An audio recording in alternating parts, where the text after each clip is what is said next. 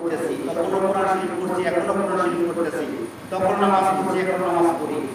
বা এই যে আয়াতগুলো পড়ে গেছি সবের জন্য, কিসের জন্য?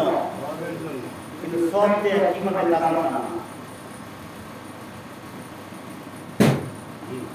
অতএব এখন করি হলো এগুলো ধর্ম বাণী, এই বাণী শুনে আমার আপনার ধর্ম ওইভাবে করা উচিত।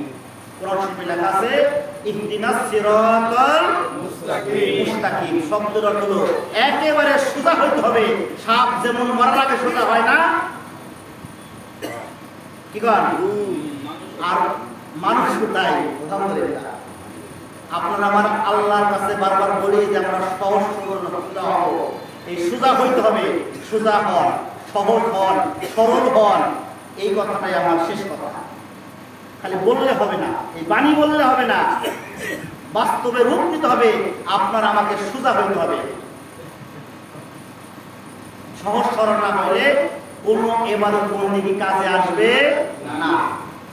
সরল মনে যদি কাউকে কিছু দেন, বরল মনে না, কোনো কিছু পাওয়ার আশায় না, তাহলে সেটা দাম সত্ত্বে রূপান্তরিত হবে। এখন আল্লাহর হুকুমে সহজে সরলে সেটা করতে হবে, কোনো বরল মন নিয়ে করা যাবে না।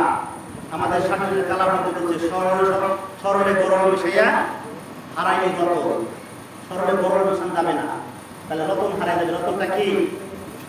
মানব জন্ম পাইছি না, এটা তো বিশাল।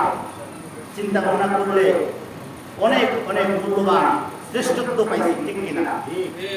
আলহামদুলিল্লাহ। যাই হোক, আল্লাহ পাক আমাদের সবাইকে সর্বশেষ কথা সরল হয়ে সহজ হয়ে বাকি জীবনটা যেন চলার তৌফিক দান করেন। সবাই বলে আমিন। আলহামদুলিল্লাহ রাব্বিল আলামিন। কেমন হবে এখন?